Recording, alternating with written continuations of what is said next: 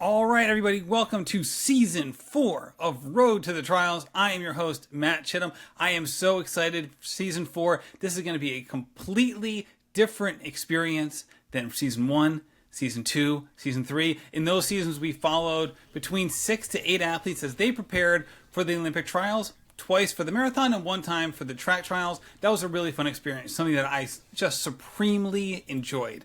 But this year, we're going to be doing something completely different. We are going to be the centralized hub for all things Olympic trials in the marathon. And I say we, because I'm going to be co-hosting this all series long with Lindsey Hein and Peter Bromka, my co-hosts over on Relay. They're going to be joining me. This is going to be a three-person team here on Road to the Trials. And if you don't know Lindsey and Peter, well, Lindsey, how about you just give us a little intro, and then Peter, you can follow up after that. Well, first of all, Peter started texting about this idea, and I was like, you all aren't leaving me out. I am joining this team. I am going to be a part of this project because I can't be left out. We're introducing ourselves. That's what we're supposed to do right now, Matt? Yeah, do it.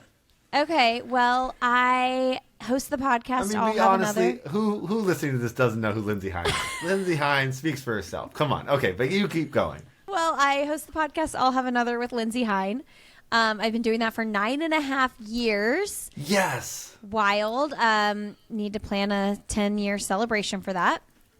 Another podcast to talk about that. But Matt and I have been in the podcasting space together for a long time, and we've become good friends through that. And I've gotten to know Peter really well through Relay Podcast, which I hope y'all are listening to that over there. I'm a 17-time marathoner myself. I have 4 boys who I talk about too much, probably. And I love running. I love movement. And I love this community. Was that concise enough for you, Matt? Nailed it. I mean, and there's so much more to say. So kudos to you for making it so concise. I'm awful at this. So that's why I just skipped it entirely in the beginning.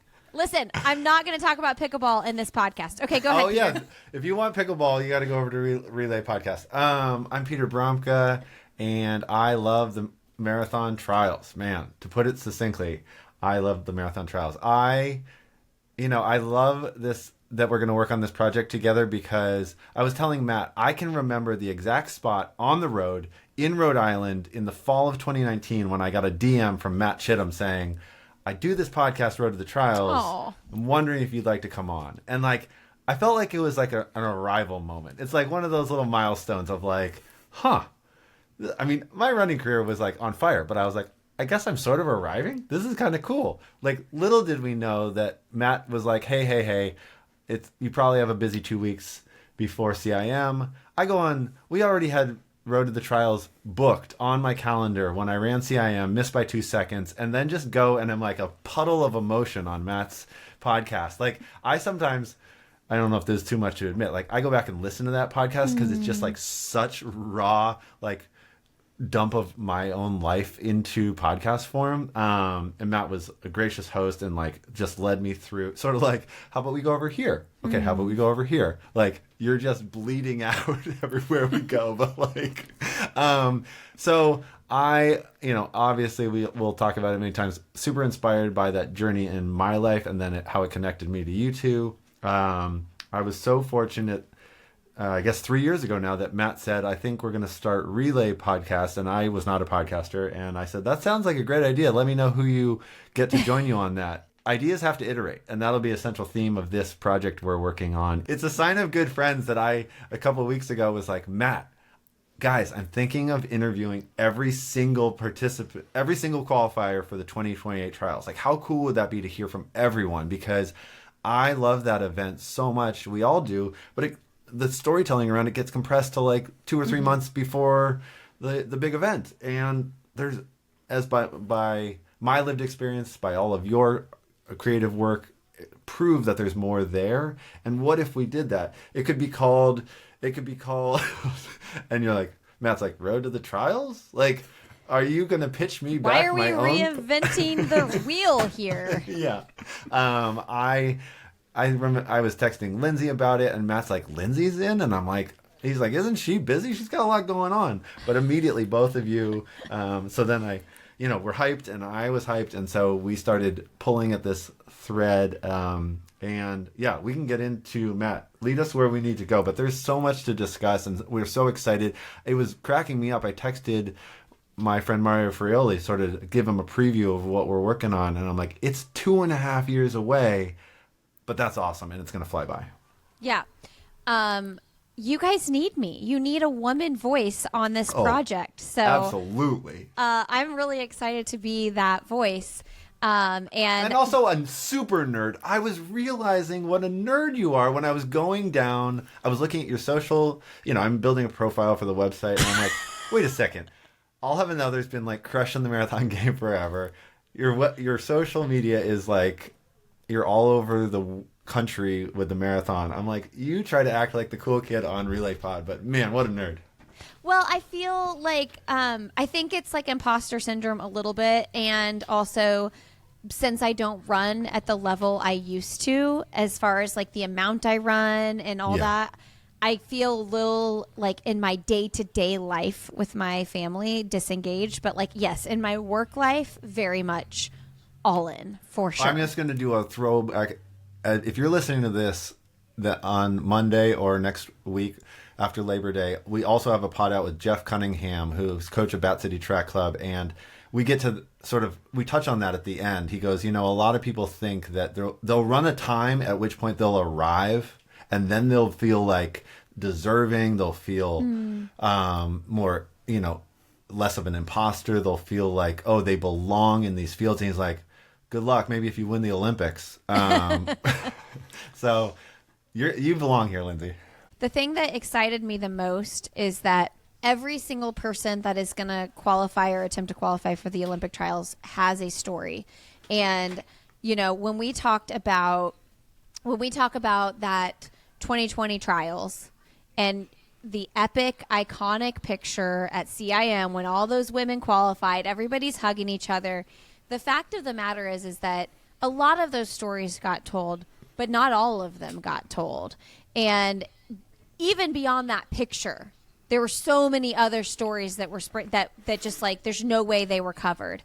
And when we have the Olympic trials, the USATF, they have the very concise website where they break down like who each person was, where they qualified, and they do a little bit of a fun thing about each person.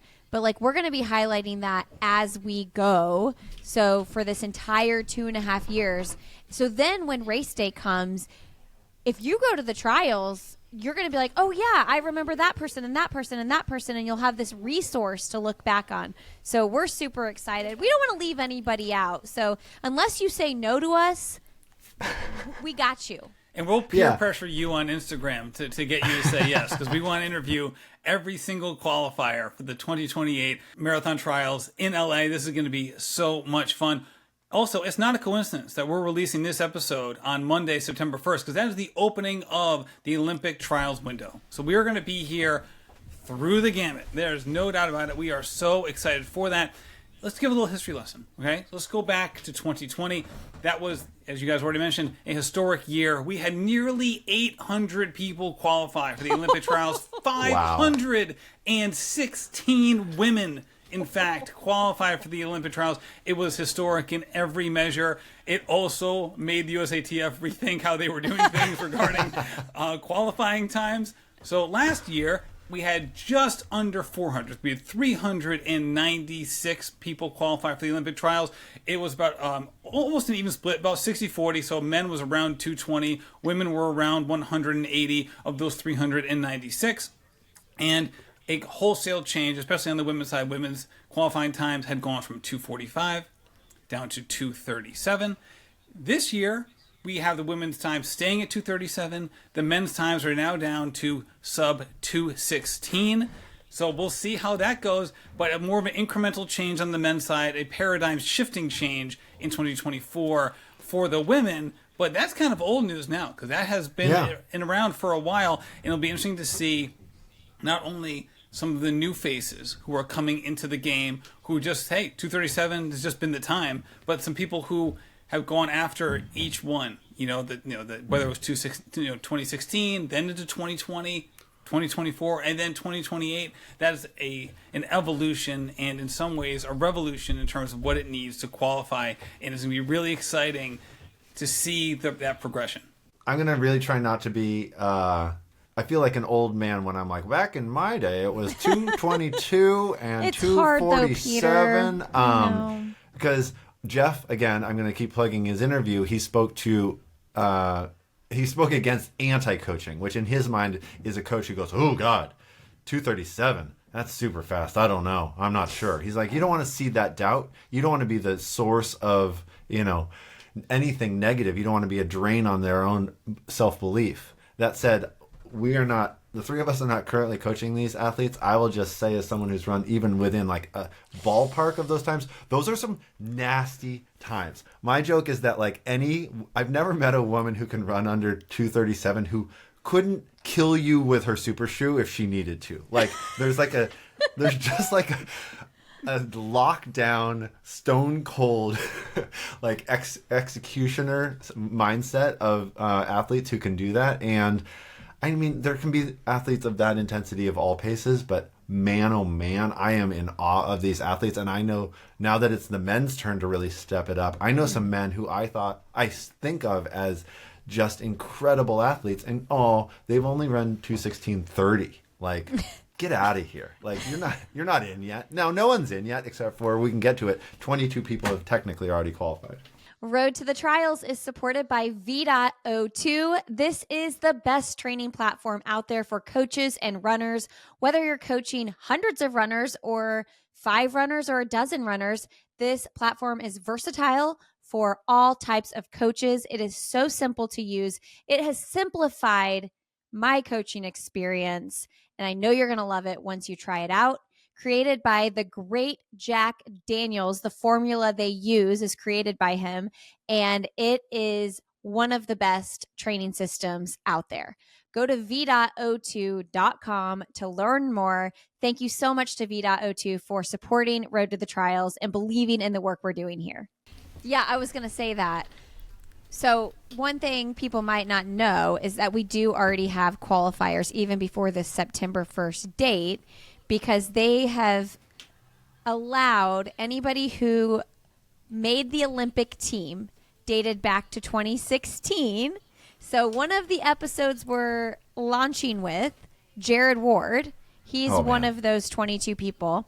So that includes people like Shalane Flanagan, Meb Keflezighi, Amy Craig. There's a big list of people that it dates back to 2016. So the 2016, the 2020, and the 2024 qualifiers, the top 3 in each men's and women's, are already on this list. Plus the people who are running in the World Championships this year. So we've got Erica Kemp, Jess McLean, Susanna Sullivan, Reed Buchanan, Clayton Young, and CJ Albertson. I mean, these are people who are gonna, I think they probably practice in the mirror, not being pedantic around qualifying for the Olympic trials. They're like, oh yes, I am very happy to do that. I mean, they know they're going to qualify for the Olympic trials. Those people they knew they were going to anyway. Yeah, but we didn't mention all of them. Dez is in there. There's a long list. I mean, come on. Abdi, Jacob Riley. I mean, Galen Rupp. There's definitely a chance that the Road to the Trials team, us, could peer pressure some of those all-stars to run the race. I don't know. I mean, maybe they're already planning to, but Des has famously announced she's done her last professional marathon. But I mean, she's a gamer. She's going to be fit in 2.5 years. I guarantee it. And, I mean, if she just keeps the warm up as part of the Strava file, she can just call it an ultra. Oh, I wonder if she'll do it just for fun. How does that happen when you've said I'm retiring? You're from the roads. You're doing that, and you're doing ultras now. But I could go run a 2:30. I bet she could be running with a mic, and Kara could be They could be she could live podcast it. Or could she pace one of the back of the Packers at the trials? You know what I mean? The options are endless, Des. We want to see you out there. Absolutely. So Jared is. I mean, these interviews are tricky. Lindsey and I got a chance to speak with him last week, and he's always a fountain of knowledge. And oh my gosh, he was lived amazing. Experiences. He's both wonderful man, super composed. His lived experiences are incredible.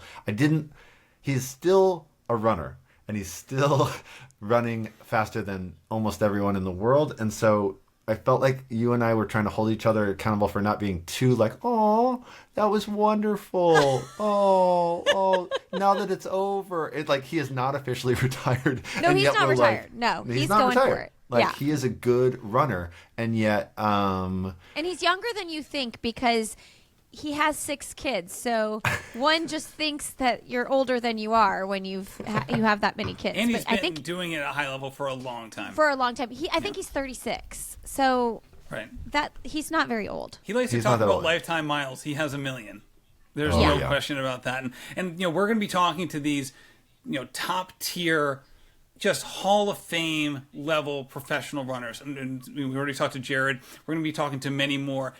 But the overwhelming majority of the people that we're going to be talking to, especially in terms of, interviewing the runners, not just the coaches and the professionals and the PTs and the sports psychologists, the runners we're going to be talking to, by and large, are all going to be sub-elite amateur runners. And that's going to be so exciting. Now, the sub-elite, that is a phrase, it's a term of art.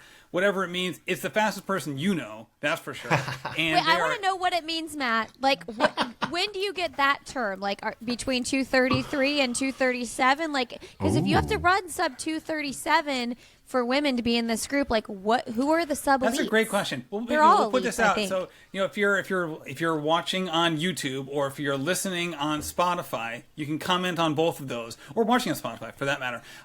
You can say what your own personal view of this is. I would say for men, you are quote unquote elite if you can break 2:12, and I think for women it's probably 2:30. I would say ballpark, but I don't have a hard and fast rule about that. I think I've told you this story when my friends and I were getting faster, and we were being invited to sort of the like front corral at CIM and such.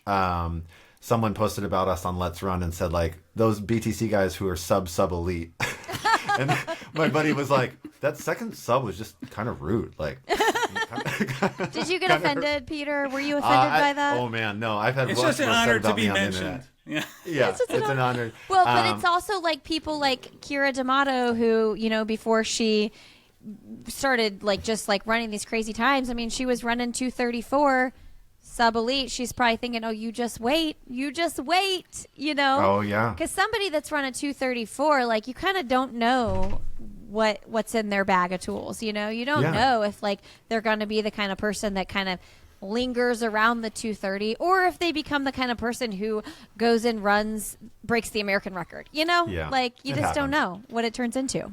I think what we're trying to say is there's so many stories to be told. I'm building out a website, roadtothetrials.com. Please go check it out. And I was looking at the trials website for 2024, and just the stories that are on those profile pages that, people that most of us never heard about. I was clicking over to their Instagram and being like, wow, this guy has a really interesting backstory. He's had some ups, he's had some downs, which all runners have.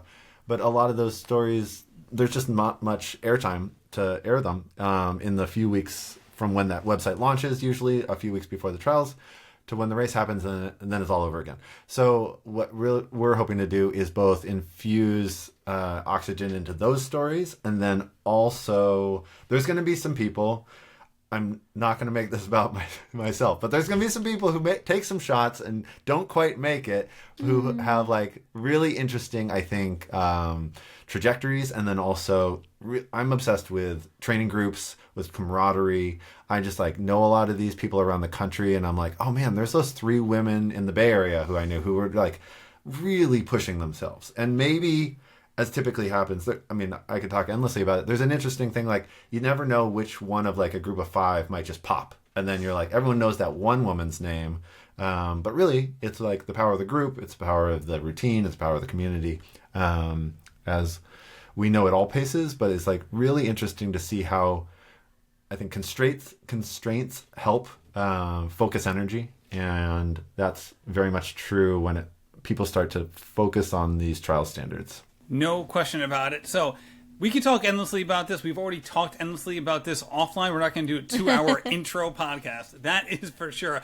So with the idea of brevity in mind, we'll do a little moonshot of like, hey, we've already talked about what this podcast is and what we envision it being for the next 2.5 months, and hopefully even, maybe 2.5 years, I should say, in 3 years, going into the Olympics. It'd be fun to kind of extend past the trials into the Olympic Games. With that said, beyond what we've laid out, let's talk about moonshots, things that we would be like, hey, it would be great if we could do X, Y, Z. Now, don't hold us to this. These are, I think, ideas that we would love to see come to fruition, but this is a long-term project. We're going to be doing this for years, and I think we have short-term goals and we have long-term goals, just like you and your running. So let's talk about some things that we would love to do. Peter, I know this is a jumping off point that you are very excited about.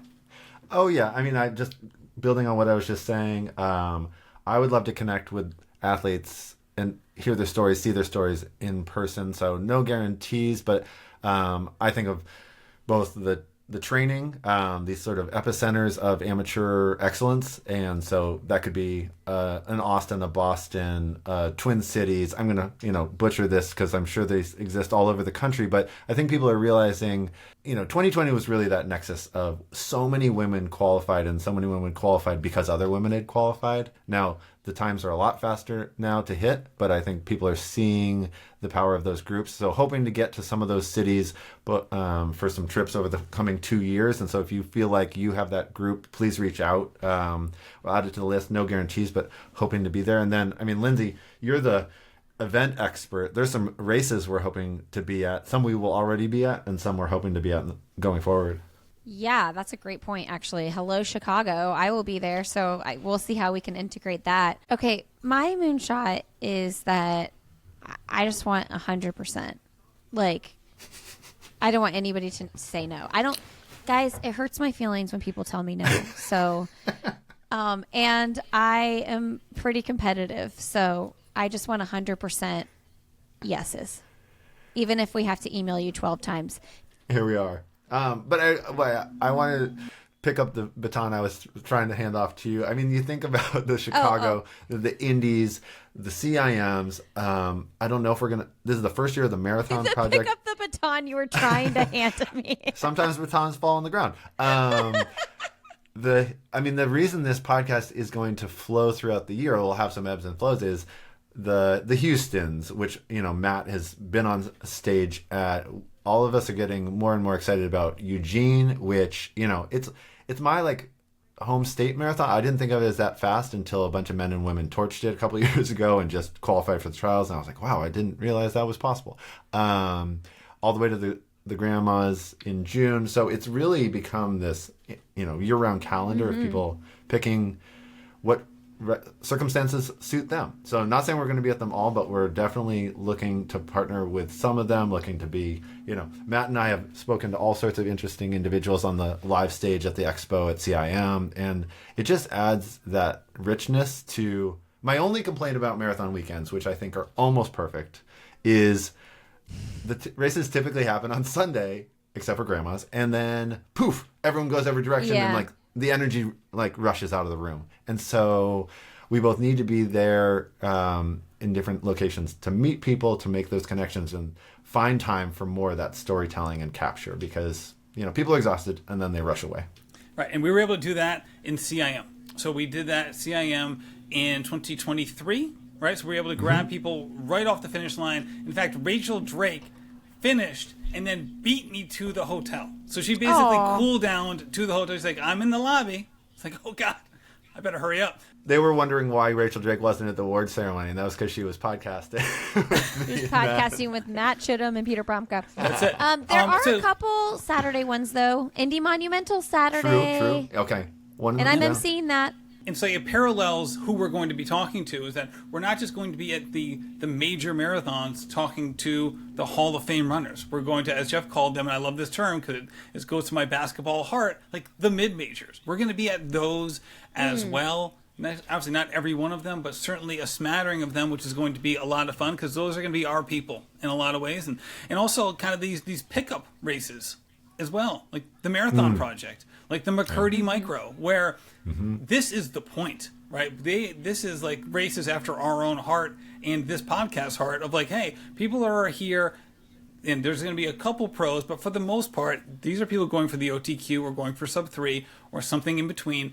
And this is going to be a lot of fun seeing people in those races after those races, witnessing them in person, and then talking to them as well. And then also finally for me, the moonshot is there's going to be a couple people who will have a similar kind of build-up journey that Peter had. It's like he keeps knocking a couple minutes off, then a couple minutes off, a couple minutes off. And some people aren't going to want to talk about that process, but some people might. So it would be kind of like a hybrid that we saw with like season 1 of Road to the Trials, of following maybe a couple people, you know, and have like a repeat guest on occasion if like they're living their life in a very public way and they're kind of, you know, going through their own road to the trials in a public way. This could be another spot where they do just that. I mean, I joke to people that like the power of putting your story out there has only been amplified. Like, we are living in this moment. I am thankful that I put it out in written form in 2018, because I feel like it's just a lot to put yourself like on YouTube. I commend these people. I hope to hear from some of these people who are willing to like go in front of the camera or put out a podcast quite frequently. It's a lot of sunlight, but I commend them. You know, you sometimes hear from these YouTubers like, oh, well, I'm hearing from the haters or this or that. And I'm like, well, sure, but like, you're standing in the public square. And so what's the ratio really? I think if you look, for those people, I always challenge them. Like, if you look closely, I think most of us are totally cheering for you, inspired by you. Like, unless you're hurting someone, like we are here for you. And yeah, there might be some people who have some naysayers, but like, that's part of that's sports. That's what makes it fun. You know, like, you wouldn't expect to stand on a professional playing field and have everyone cheering for you. So, that's what I hope to hear more of those stories. Yeah, I was 9 or almost 10 minutes outside the OTQ when the window officially opened, 2 cycles ago. And I feel fortunate that I kept it sounded totally absurd to even talk about the trials at the time. So I just had my head down, and then my head sort of like clicked up as the 2.5 years passed. I feel very thankful in hindsight that wasn't by design, that just sort of occurred. And so I'm hopeful that we'll be looking for those other people. And if you know of an athlete that you're like, oh, this person's on a heater, and when I say they have a fun story, it can just be like energy, it can be anything that we need to hear, but we have time to get into more than just they overcame one big setback. That's a totally true thing that we love to hear about. And also there's just people who are inspired by the sport that other people want to hear about. And so yeah, please, this is our call to, we'll have it on our website, intake form. Like, if you think we should hear from someone, fill that out, let us know. I'm hoping that over the 2 years we'll get also on, some coaches who are guiding some of these athletes. And then also we have some fishing lines out to some people who work in sports nutrition, who work in shoe technology, who work in just the sports science of all that information is becoming much more democratized. I think amateurs we get a lot of stuff fed to us on Instagram Reels and TikTok, but also there is some really top-notch science that's trickling down, and it's an exciting time in the sport. Absolutely. All right, everybody, thank you so much for listening to this episode. Now, if you don't already do so, go over to Road to the Trials, either on Apple, Spotify, YouTube, or all of them, and subscribe. You can listen or watch in multiple places. Also, make sure that you follow us. So over on Instagram, the handle is @Road to the Trials. Not only are we going to be publicizing our episodes, we're going to be doing a lot of post-race stuff. So you might see this on other Instagram feeds where after a race they'll give you results. We're not going to tell you who the winner is, most likely. That's not the name of our game. The name of our game is to tell you who just qualified for the trials. We're going to really be highlighting those individuals. Again, like we said right from the top, we want to be your hub for all Road to the Trials or 2028 LA Marathon information. This is going to be a lot of fun, and we certainly can't wait to bring all of it to you. I'm glad we're together. This is going to be great.